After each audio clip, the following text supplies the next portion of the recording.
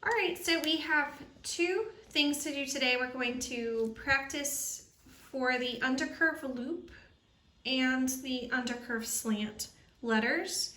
The next set of letters we're going to be writing are G, capital letter G, S, L, P, R, and B. And so we'll be writing these letters in the coming days, starting with the cursive letter G. But the first thing we need to do is practice our undercurve loop and our undercurve slant, remembering our keys to legibility: shape, size, spacing, and slant. All right, so the first thing is the undercurve loop, and remember you probably do not have cursive paper or lined paper either, so we're going to do this on notebook paper. I can create my lines if I need them to practice. And starting with the undercurve loop, if you look here, it starts at the baseline and goes all the way up to the headline and then loops. And then we stop. For this purpose, we're just practicing that stroke. And then when we get to this one, we're going to start at the midline, undercurve up and slant down to the baseline and stop. All right, so let's practice the undercurve loop first. We're starting here at the baseline, undercurve up, loop, and stop. Undercurve up, loop, and stop. Practice that several times. You don't want your loop to be too gigantic. Again, if you have a printer and you want to print the practice pages, you can do it on the practice page. But notebook paper is fine. All right, for the second one, we are starting at the midline. We undercurve up and slant down to the baseline. Undercurve up, slant down to the baseline. Practice that a few times. All right. Next, we're going to go ahead and go straight into our cursive letter for today. And it is the cursive letter G. So I'm going to get my lined paper ready. All right, my paper is ready and I am ready to start my G. First, I need to pay attention to the strokes. The first stroke of the G is the stroke we just practiced. It's the undercurve loop. Once you get past there, you're going to curve at the baseline. We do an undercurve up. We don't bring this up to the headline. It's about midway. We do a double curve down, touch the baseline, come back up to the midline, and curve right. All right, so when you're writing this cursive letter G, this is what it looks like. We do that undercurve and loop. We come up midway, come down, touch that midline, and come in.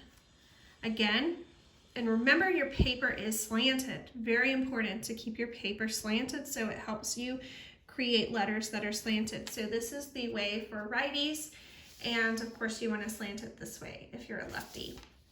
All right, so again, we're doing that undercurve loop, come up, do that double curve down, and come in. Now, the G is a little tricky. Make sure, if you look at this one's almost up to the headline. So remember, we're trying to keep it about midway. So I'm going to do another one. Undercurve loop, undercurve, come up, do a double curve, and cut in. One thing that sometimes I see with the G's is the loop being too large. So you don't want to make your loop really big like that. That looks a little silly, so don't do that. The other main thing that I see is there's problems with the belly of the G. Sometimes students tend to make it too thin, sometimes students make it too full, and so you want to just right. So this would be a too thin G, where I just kind of came down in a slant rather than coming out with a double curve. So you don't want it too skinny, and then of course, you don't want it too big. It tends to look a little silly, like a S, maybe misshapen. So you want to keep your G just right. All right, so if you're writing it on and you're going to try to challenge yourself and write it small, you're going to come up like that. Again, you don't want it too skinny. That kind of starts looking like it's sickly. We want it nice and full at the bottom. All right, so we're going to write the state Georgia. So G, and then I pick up my pencil here and Georgia, G-E-O-R-G-I-A,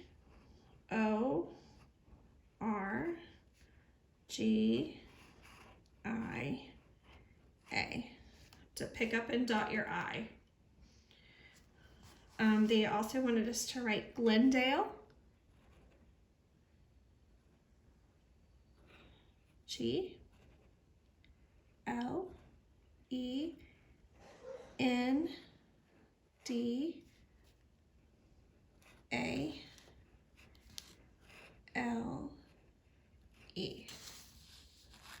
All right, paying attention, making sure those tall letters go all the way up to the headline, and making sure that your small letters do not go down below the basement unless they have descenders.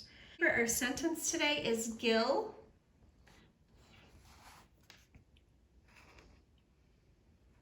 that's a name. Gil grows, practicing those lowercase g's, great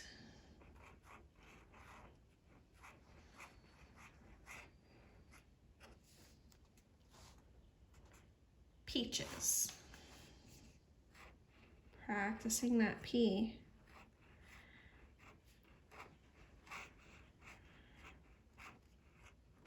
And it is a sentence, so we need a period. All right, have fun with it, do your best, and I'll see you next time.